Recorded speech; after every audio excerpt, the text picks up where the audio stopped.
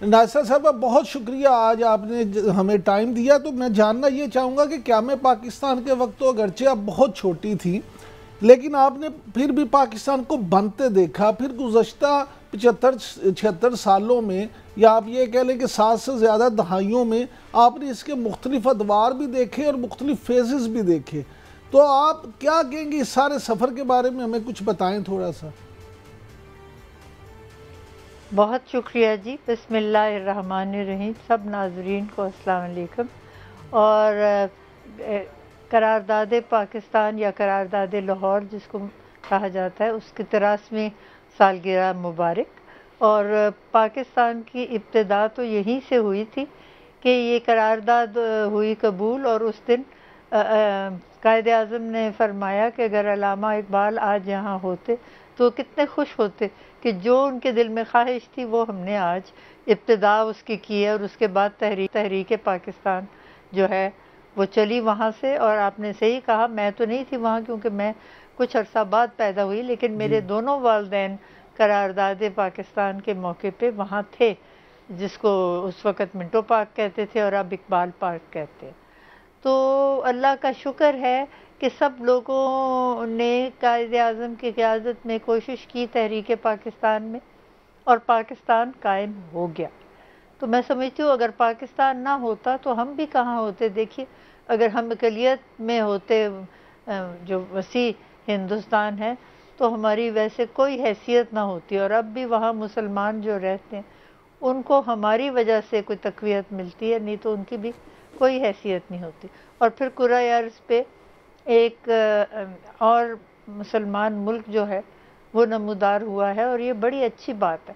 اب یہ ہے کہ ہم نے کوشش کرنی ہے کہ اس کو ملک کو ہم آگے لے کے چلیں، اور اس میں کوشش میں ہم سب شامل ہیں۔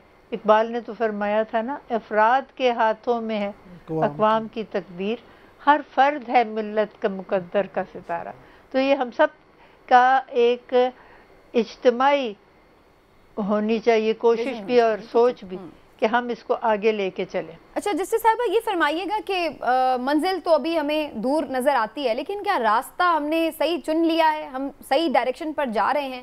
کیونکہ جو آج کا پاکستان ہے، کیا آپ کو لگتا ہے کہ یہ اس کا عکس ہے جس کا خواب علامہ محمد اقبال نے دیکھا، یا جس کے لیے قائد اعظم محمد علی جناح نے جد و جہد کی؟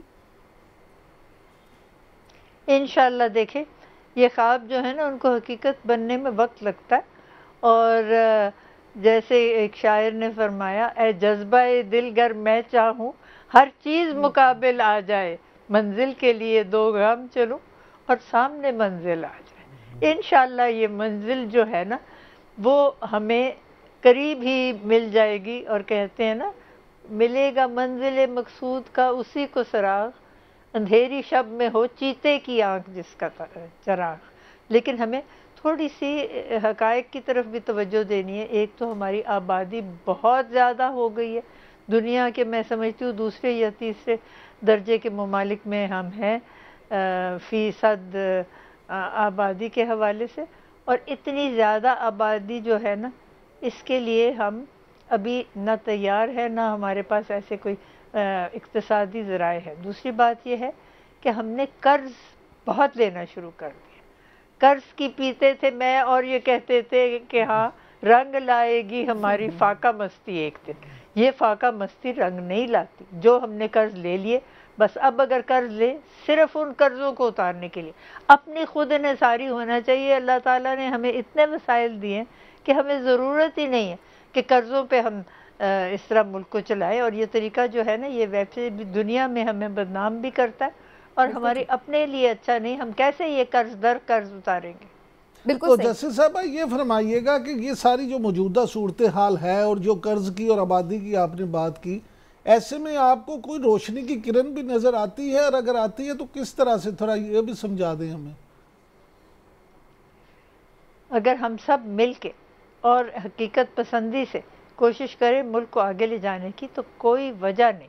لیکن اس میں ہم سب کی من حیث القوم ایک اجتماعی ضرورت ہے۔ مسئلہ اس وقت یہ ہے کہ بہت ساری بٹ گئے ہیں گروپوں میں، اور وہ ہر ایک گروپ ایک دوسرے کے ساتھ نبرد آزما ہو رہا ہے، جس کا نتیجہ یہ ہے منفی ہوتا ہے۔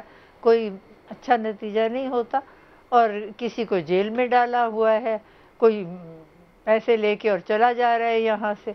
तो इस तरीके से मुल्क का फ़ायदा नहीं होना, और हमें सबको ये सोचना है कि ये हमारा मुल्क है और इसको हमने ये आगे लेके चलना है, ये नहीं कि जिसकी मर्जी आए मन मानी यहाँ करे, क्योंकि इस तरह गुजारा नहीं हमारा। अच्छा जस्टिस साहिबा, आपका अपना जो पूरा हमने जी आप कर लीजिए बात मुकम्मल। जी नहीं, मैं तो ये कह रही हूँ आलूदगी बहुत ज़्यादा होगी, दुनिया का दूसरा सबसे आलूदा मुल्क है हमारा।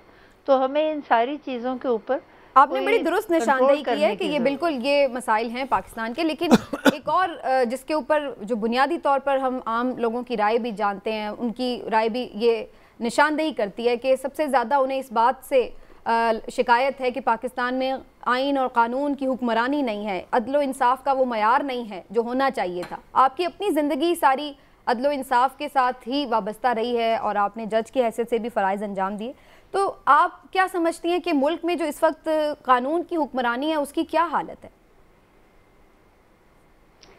आपने खुद ही तो अभी फरमाया कि कोई ऐसा नहीं है जैसे होना चाहिए, जो हमारी ज़रूरत है और हकीकत जिसकी ज़रूरत महसूस करती है वो हमारे यहाँ नहीं, और हर शख्स जो है वो मनमानी करने को तुला हुआ है, और कानून की हुक्मरानी ऐसी सूरत में हो नहीं सकती, ना आइन की हो सकती है। और आइन को तो कितनी दफ़ा, 3 दफ़ा तो देखे ना हमारा आइन पामाल हुआ, और अब जो है उसकी भी कोई सही तौर पे एहतराम हम नहीं करते। और जब तक आइनी और जमहूरी इक़्तिदार का हम ना करें पास, तब तक हम आगे कैसे जा सकते हैं? तो इसकी जिम्मेदारी किस पे आप डालेंगी जस्टिस साहिबा? आप समझती हैं कि जो अदलिया है उसके ऊपर आप इसकी जिम्मेदारी आयद करेंगी? अगर हम आज तक इंसाफ का वो मयार कायम नहीं कर सके जो होना चाहिए था, तो इसकी जिम्मेदारी किस पर आयद होती है? अदलिया अपनी जगह ये है कि कोशिश तो कर रही है, लेकिन अदलिया के जो अहकामात है या जो भी उन्होंने वाजे किए हैं असूल, उनको लोग उनके ऊपर कोई पासबंद हों तो फिर ये आगे चलता है। कारबंदी तो हम लोगों ने करनी है ना। अदलिया बेचारी कहाँ तक कोशिश करेगी?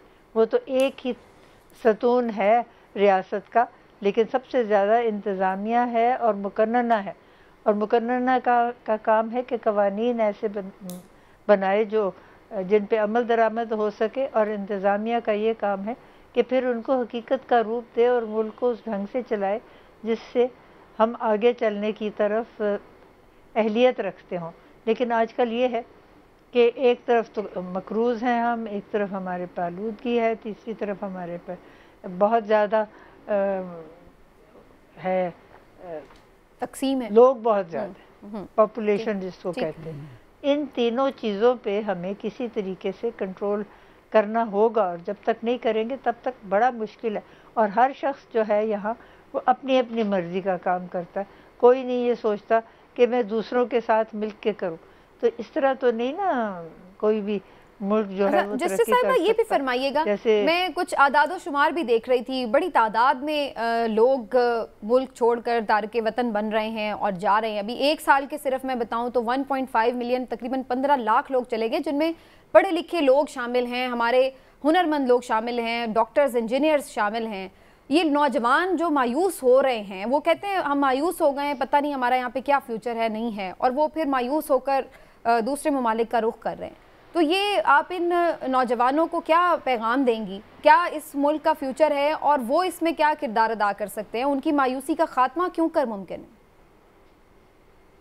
देखिए, ये बड़ी अफसोसनाक बात है, आपने बिल्कुल ठीक कहा है। आजकल जो रुझान है ना यहाँ से दूसरे मुल्कों की तरफ तरके वतन करके चले जाना, इससे किसी को नहीं फ़ायदा। और वो सब समझते हैं कि दूसरे मुल्क में हमें सब्ज़ बाग नज़र आ रहे हैं, हम जाके वहाँ पर कुछ कर सकते हैं, लेकिन ऐसा होता नहीं।